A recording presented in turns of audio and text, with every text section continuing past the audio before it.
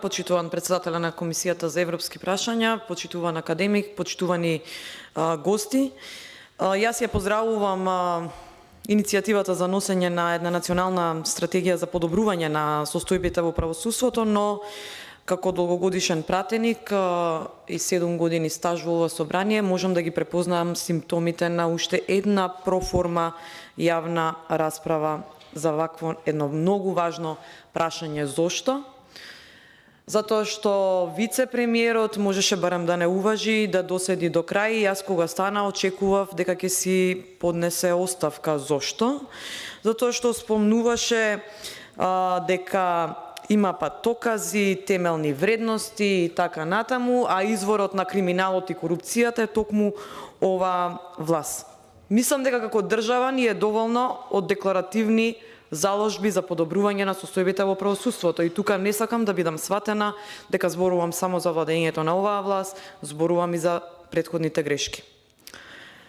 Мислам дека како власт бевте доволно свесни, и вие како председател на Комисијата за европски прашања, ако бевте доволно свесни, немаше да има толкава злоупотреба на европското знаме и брзи постапки на носење на закони. Во минатиот мандат бевме сведоци на 45% донесени закони по скратена постапка и со европско знаме. Во овој мандат тој процент ќе биде многу поголем. Спомнавте за правни гаранции за фер судење и за вршењето на контролната улога на собранието преку ревизорските извештаи, преку извештаите на судскиот совет, на јавните обвинителства и така натаму. Судскиот совет кој своевремено стана циркус од државата и мета на критики на неколку амбасадори за толку кратко време во оваа држава, се показател сушност колку вложувањата досега и од меѓународниот фактор во подобрувањето на состојбите во судството, во јавните обвинителства, сушност не донеле плод. Замислете, во нашава држава не може фудбалски надпревар да се пресуди без политичко влијание, а камоли поголеми процеси.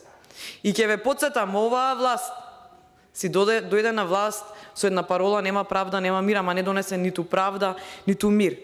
Дојде со едно ветување дека притворот нема да се злоупотребува. Напротив, се злоупотребуваше драстично. Имавме процеси на политички прогон, имавме процеси судски кои што траеа по цели денови. Имаше некоректни судски пресуди, све во интерес на оваа власт. Јас мислам дека во оваа јавна расправа навистина повторно провеа многу декларативни забелешки, убави препораки, сугестии и од почитуваниот академик. Кога се спомна државниот ревизор, само ќе потсетам дека уште месец април, негде пред половина година, всушност имаше забелешки во својот извештај за случувањата во онкологија, па требаше пола година да помине за да ништо не направи оваа власт и да сега ние како опозиција формираме постојана анкетна комисија. Доказ за сите овие состојби што јас ги говорам, и да не биде перцепција дека сме опозиционери и нонстоп критикуваме, се официјални извештаи во државата. Народниот правобранител изјави дека 3 од 165 иницијативи во рок од 20 години имале судска завршница. Тоа е показател колку може да биде ефективна Државната комисија за спречување на корупција, иако некогаш има препорачувачко превентивно својство, но сепак страшно се потврлува во борбата со корупција. Државната комисија за спречување на корупција, која што овдека има своји представници, за нивната работа, јас ја почитувам целата нивна заложба и една само иницијативност на председателката на Државната комисија за спречување на корупција, но оваа бројка сега што ја кажав за колку иницијативи завршиле пред суд, всушност се гледа дека се потврла и во нивната улога. Кога зборуваме за надзорна улога, јас многу ми е драго, мои почитувани колешки, дека овој факт дека ќе се поправи во иднина, што ние во овие 2 мандати сериозно потврдивме во надзорната улога, затоа што не беше дозволено токму од вас, представници од власта. Надзорна улога се спроведе, да, и јас учествував, надзорна комисија се спроведе за законот за неевидентирани лица, но не се спроведе за пожарот во Тетово во болницата, каде што беше виновен кабелот, и не се спроведе за изгорениот автобус на Бесадранс. Јас зборувам со факти. Дали го донесовте кривичниот законник во интерес на граѓаните?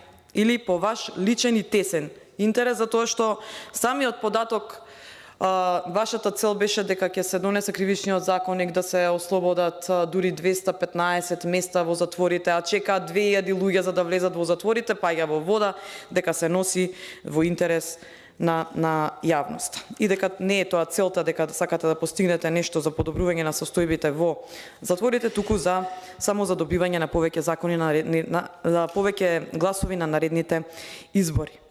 Почитуван академик Камбовски.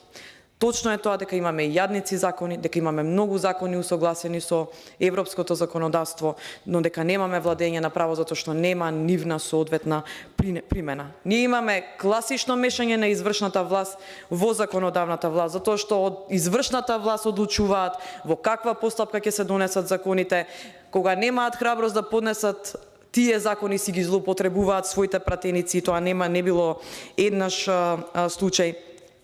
Така да. Како што кажав, убави сугестии дадовте, но нема консензус во носењето на законите и нема транспарентност. Недоволна борба против корупцијата, несоодветни системи на санкции, искажа професорката Беса Арифи, новата шефица на македонската делегација на Греко, нема ефективен парламентарен надзор. Ги кажав причините зошто е ова вака. Да не испадне дека јас само критикувам како опозиционер, денешната повлекување на блупринт групацијата за реформи во правосудството од изработка на кривичниот законник кој што 5 години се најавуваше, а се донесе во 5 до 12 како крадец во нокта во ова собрание. Всушност оваа група се повлекува од работата на новиот кривичен законник затоа што вели политичките интереси ги надминуваат интересите на јавниот и граѓанскиот сектор, затоа што многу пати невладиниот граѓанскиот сектор се злоупотребувал само да дава критики за белешки, без притоа потоа да бидат имплементирани тие критики и забелешки во законите. Така се случувало и со заклучоците на јавните расправи кои што се случувале во ова собрание, сум била сведок на неколку. Јас ќе завршам овде. Поздравувам уште еднаш, секоја национална стратегија е добра, но ако немаме конкретни чекори во справувањето со криминалот и корупцијата, навистина ќе каскаме не само во економските подобрувања и владењето на правниот систем, ќе каскаме и со нашиот пат кон Европската унија. Благодарам.